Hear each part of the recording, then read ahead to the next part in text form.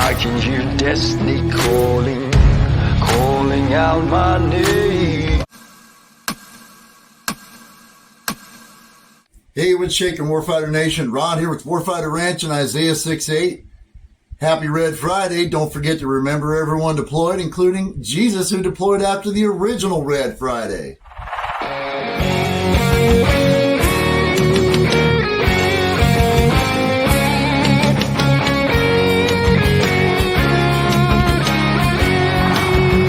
Well, as promised, today we have another search and recognition mission that's been 20 years in the making. Let's roll with it.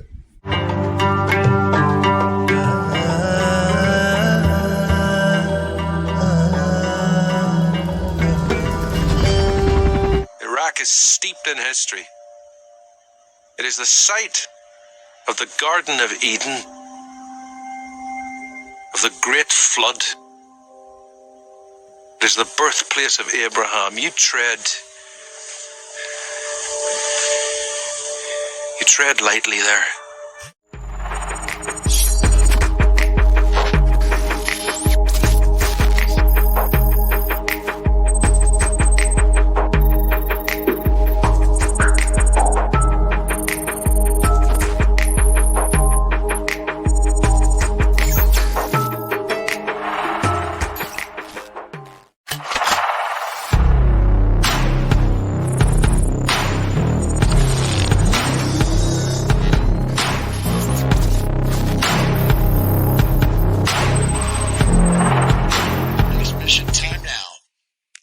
It may be rarely spoken of and admitted to, even less, but most leaders in the military not only train their replacements, but they're always on the lookout for that one. You may, as I did, have had many great soldiers serve with you during your career, but you know as well as I do that there's that one that you know is going to go the distance and then some. He or she is the one you see outpacing or outdistancing even you in a newer and more modern military, advancing not only your career field, but your branch of service in your nation's military, propelling it exponentially further than it would or possibly could go at a natural growth rate. They are the next generation. We've spoken of it many times before, that combat is an extreme accelerator by any metric. It is not simply a place where soldiers live and die, but where leaders emerge. I watched this young man go from an E2 to a team leader in less than a year. The soldier is a diamond in the rough and should be cherished and nurtured at every level possible. You take great joy in their potential, and they don't even know it yet, though it may not always come out that way. But there's more to training your troops, so to speak, than there is to the naked eye. If you're doing your job well, your immediate subordinates will not only serve because you told them to, they rise to every occasion because the spirit of duty wells up and pours out of them. Your soldiers develop into professionals and then brothers. We often hear in the veteran community of others speaking of our oath of enlistment not having an expiration date of any kind. But hear me now, I can tell you as sure as I'm sitting here talking to you right now, that oath will expire long before my loyalty to those men and women ever will.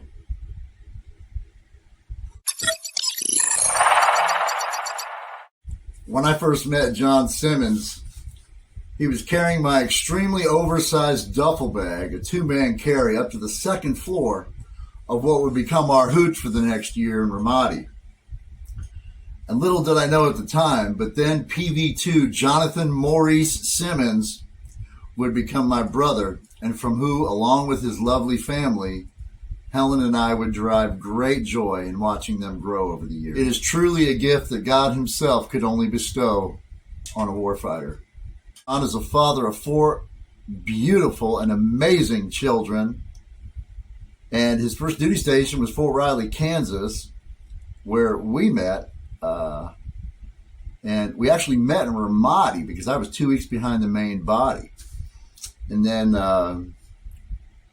John would go on to do so many great things during his career. He's PCS to Fort Bragg, where he was an assistant squad leader, a chemical company, supported again during OIF 4 and 5 after he already went to OIF 1 through 3. After his second deployment, he was DA selected, becoming a recruiter, and served in his hometown of Chicago from 2008 to 2011. After leaving recruiting duty, guess where he went? Oh my goodness, surprise, surprise, back to Bragg, baby. That's what I'm talking about. And in 2015, he was selected to become an instructor at the illustrious Basic Leaders course at Fort Bragg, now Fort Liberty, where he served for 2 years as a senior small group leader.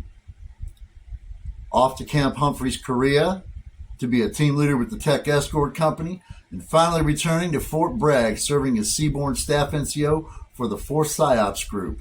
And since 2021, he's been the Brigade Seaborne NCO for the 3rd Brigade Combat Team, the 82nd Airborne Division. I cannot tell you, obviously, how proud I am of this individual, how blessed I am to have served with him, to call him a brother and a friend. Helen and I just adore his children, and his little granddaughter is just sweet as a toothache. And before I leave you with this, I'm going to leave you with a story about John that I don't think anybody knows.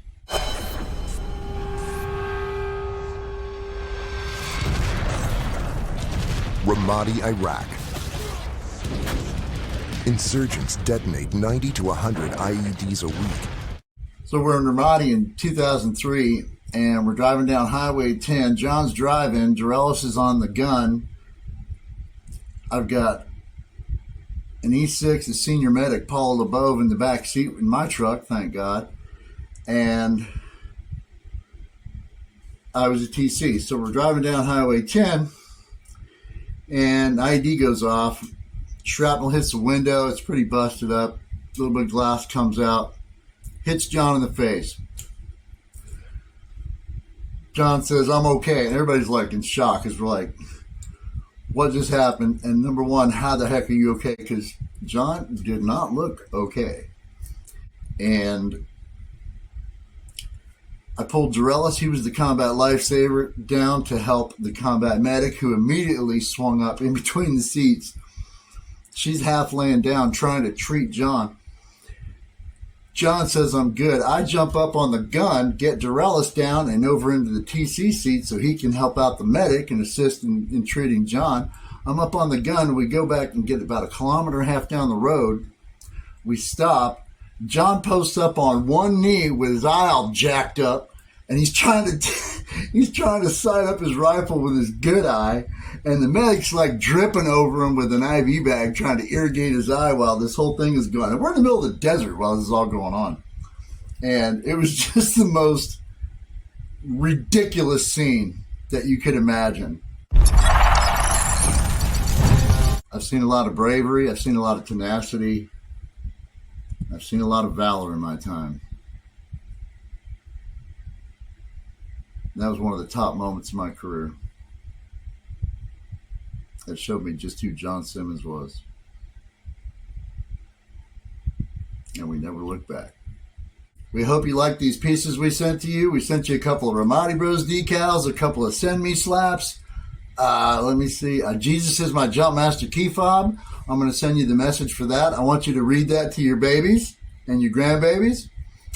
And the two pieces are Dragon Soldier and Ramadi Bros, Baptism by Fire. God bless. Love you, brother.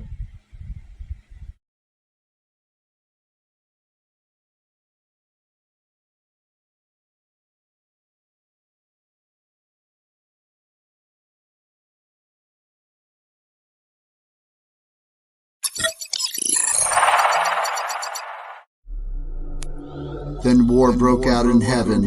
Michael and his angels fought against the dragon, and the dragon and his angels fought back, but he was not strong enough, and they lost their place in heaven. Revelation 12:7-8.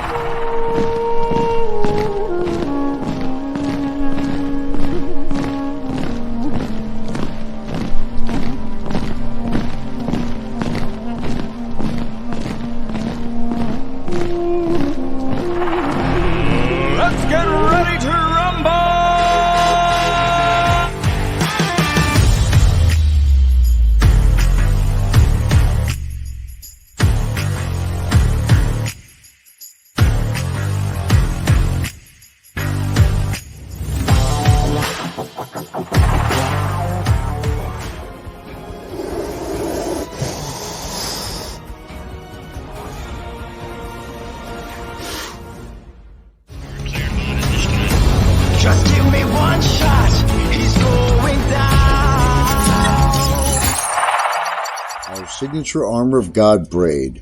This divine phalanx offers 4 strands of interwoven cord representing the 4 books of the Gospel. By far our most elaborate, strongest, and unbeatable braid, inspired by the sword of the Spirit in Paul's letter to the church at Ephesus.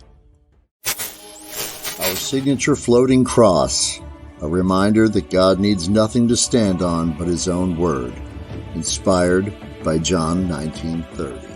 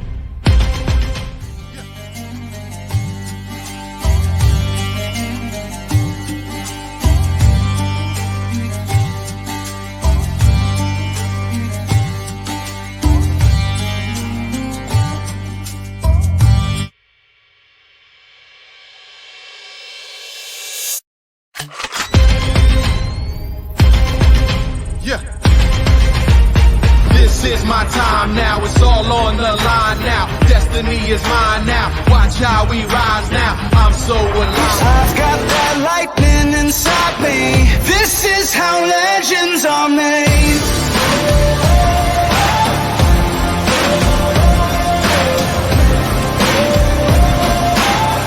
This is how legends are made.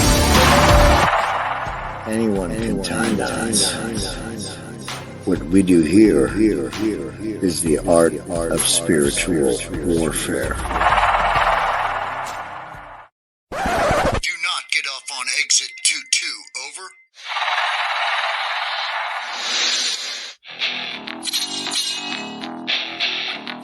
We were cleared hot at this time. Smoke Vet 6, this is Smoke Jumper 7. Roger that. Next mission, time now.